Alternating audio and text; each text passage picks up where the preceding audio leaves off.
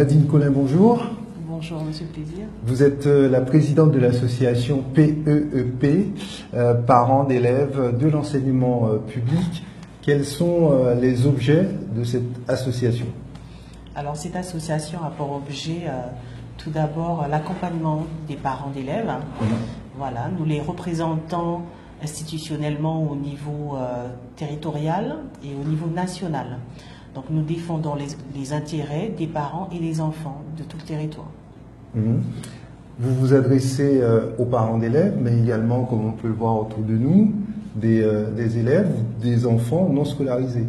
Tout à fait. Donc c'est aussi une réalité chez nous en Guyane. Malheureusement, c'est une triste réalité de notre territoire. Donc nous avons toutes les années des jeunes enfants d'origine étrangère qui arrivent sur notre territoire, malheureusement, qui ne sont pas scolarisés.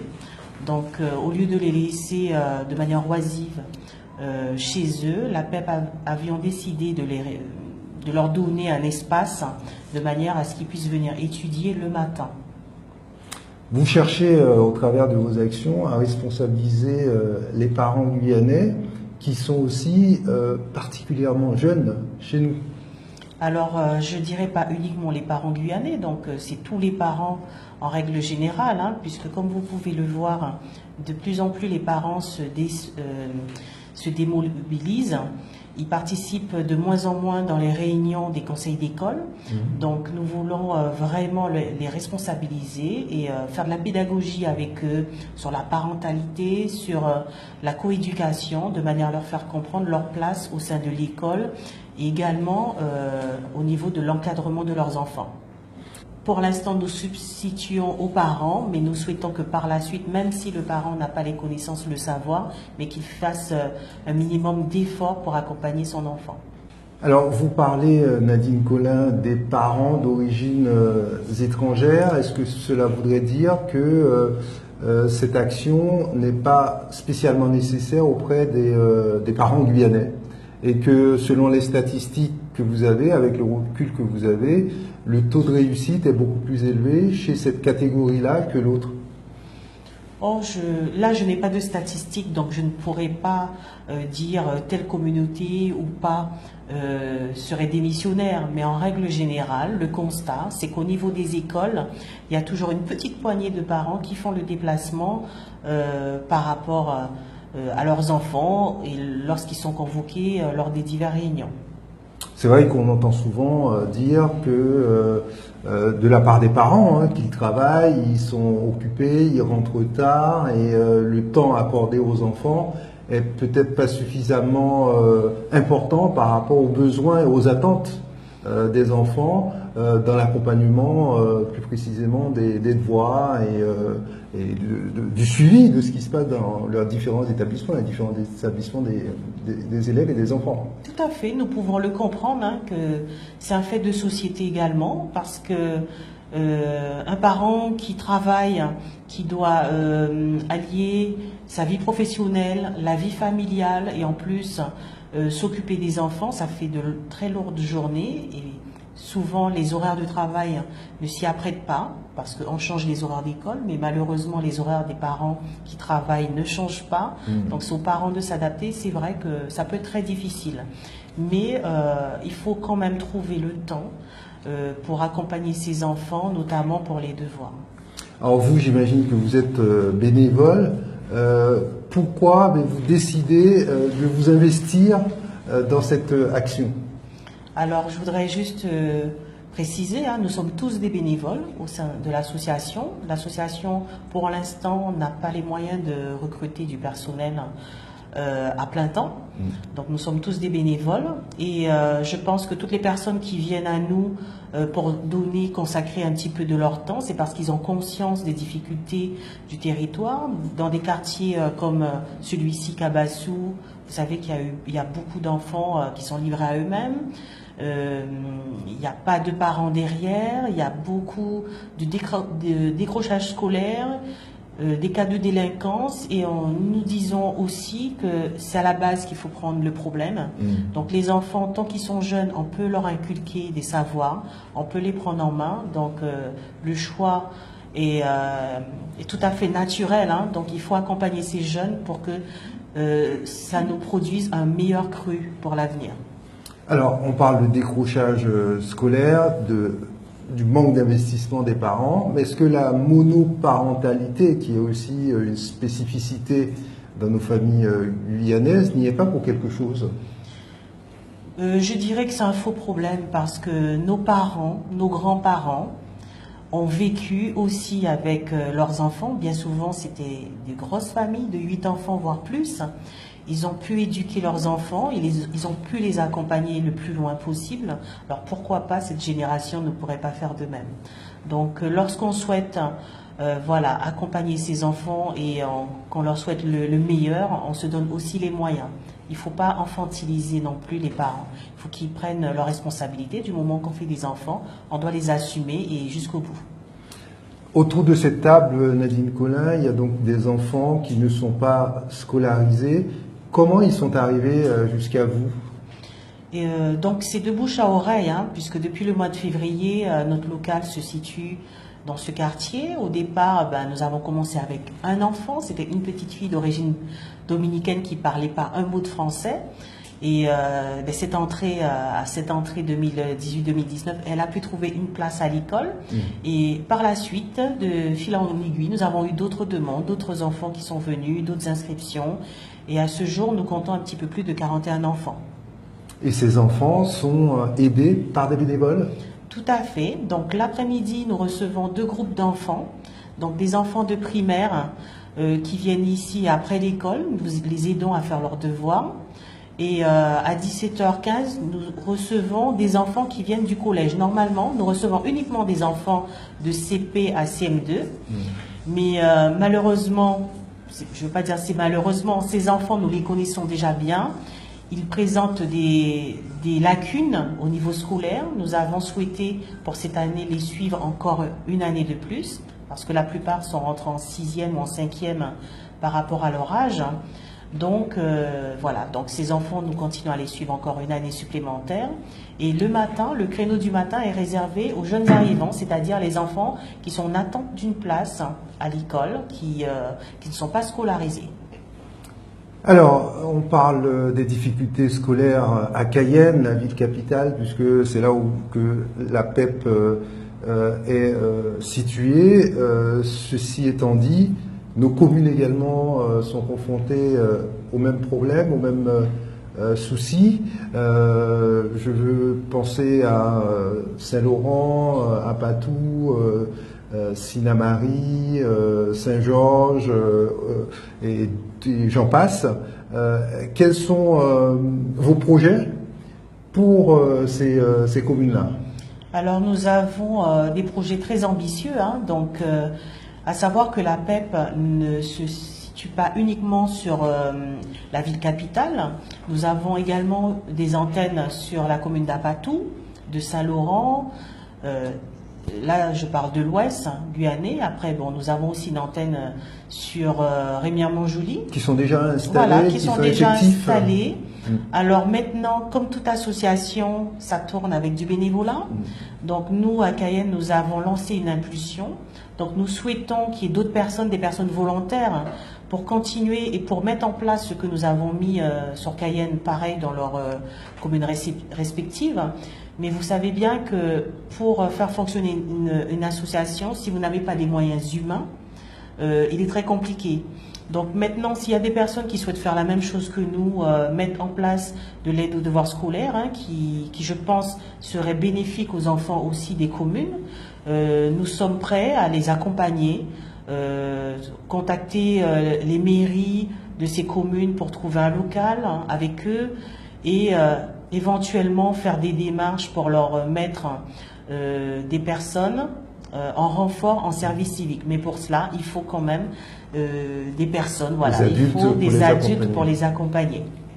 Alors, quels sont aujourd'hui les grands projets de la PEP? Quelles sont les actions à court terme et également à moyen terme que vous voulez mener? Alors à long terme, c'est énormément mettre en place des réunions on dira des réunions itinérantes. Alors, pour expliquer, donc ces réunions auront pour but de cibler un certain nombre de publics. Vous souhaitez vous déplacer dans les quartiers? Exactement, dans les écoles, dans les quartiers, décentraliser les réunions, les mettre de manière itinérante pour faire de l'information sur la coéducation, également sur la parentalité, puisqu'on peut constater que le gros problème que nous rencontrons ici, c'est par rapport, donc du moment qu'un parent n'a pas les bases, n'a pas les codes d'un pays, c'est compliqué pour eux pour pouvoir accompagner de manière efficace leur enfant. Donc nous voulons leur inculquer cela de manière à ce que qu'ils s'investissent beaucoup plus auprès de leurs enfants. Et l'autre projet que nous souhaitons mettre en place aussi, ça serait une école des parents, c'est toujours dans le même objectif, hein. Voilà, alors nous avons des demandes d'alphabétisation, oui, il faut donner quelques bases aux parents au niveau de l'alphabétisation, mais également au niveau de l'éducation, c'est très important. Quels sont les soutiens que vous avez obtenus de la mise en place de la PEP en Guyane et précisément ici à Cabassou? Alors au niveau des soutiens locaux, je dirais aucun, parce que c'est un peu normal, nous n'avons pas demandé non plus. Donc au départ, nous avons souhaité nous implanter de manière naturelle, en faisant du bouche à oreille, en menant des actions pour qu'on puisse reconnaître un petit peu nos valeurs, également ce que notre vision de l'éducation ici. Et bien entendu, notre siège au niveau national de la fédération nous a apporté une très grande aide. Également, toutes les associations PEP auxquelles nous avons fait des demandes de dons, qui nous ont accompagnés financièrement de manière à ce qu'on puisse prendre possession de sous local et s'installer. Donc maintenant, c'est à nous de prendre notre envol pour pouvoir maintenir cet outil qui, je pense, est indispensable sur le territoire. Alors, Nadine Collin, vous venez pas du monde de l'enseignement. J'insiste, mais je pense que les auditeurs, les internautes également qui nous regardent se posent cette question. Pourquoi cette cause vous tient tant à cœur? Alors, cette cause me tient très à cœur parce que je suis un parent d'élève, je suis une maman.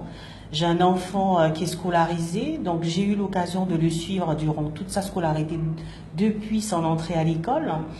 Et je me dis que tous les parents devraient avoir cette sensibilité-là parce que on a besoin de suivre nos enfants, savoir ce qu'ils font à l'école, intervenir également lorsqu'il y a des choses qui ne vont pas.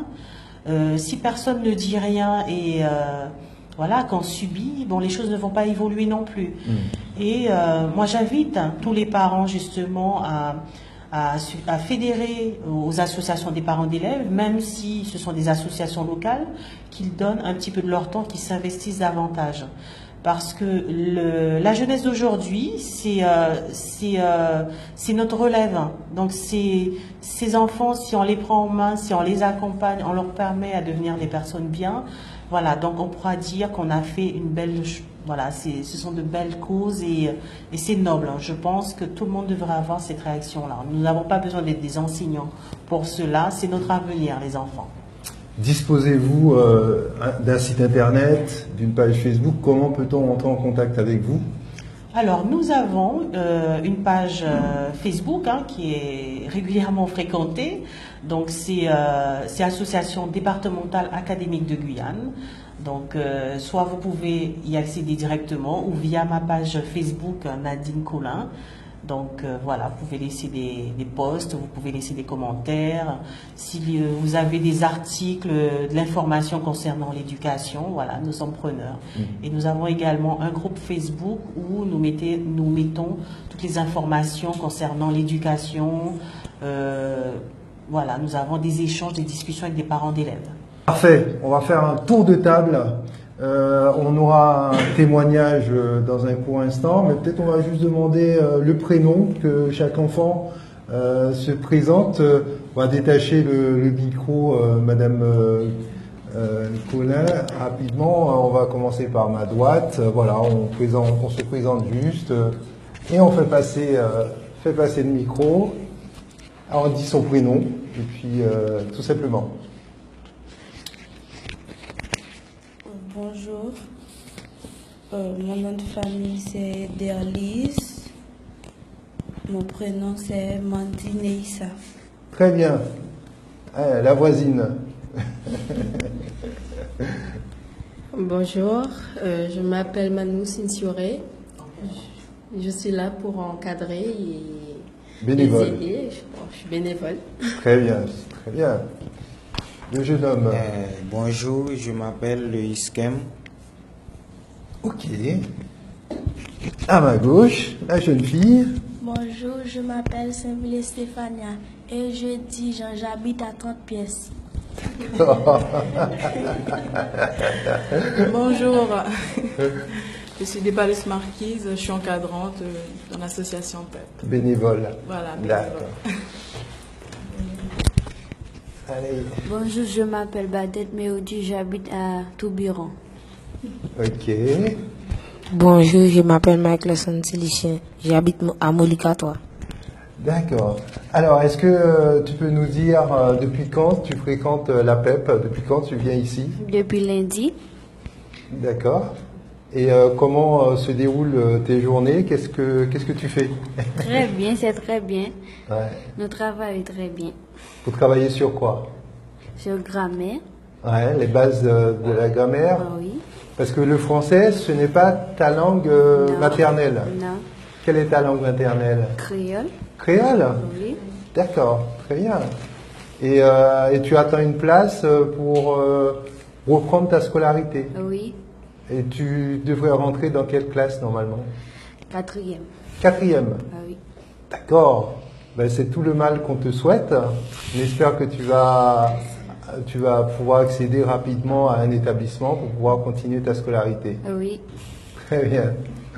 Merci Madame Collin d'avoir accueilli Radio Mayuri Campus ici, à la PEP. Et puis bien évidemment, on vous souhaite beaucoup de bonnes choses, que l'association se développe et puis surtout que vous atteigniez vos objectifs. Je vous remercie, Monsieur Plaisir, de nous avoir consacré ce petit moment pour qu'on puisse se faire connaître.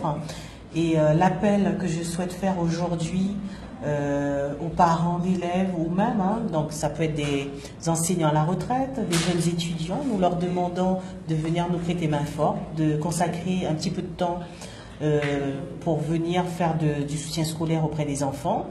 Donc ça peut être 1 heure, 2 heures de votre temps. Voilà, tout est très bien à prendre. Voilà. Je remercie pour votre visite. Merci.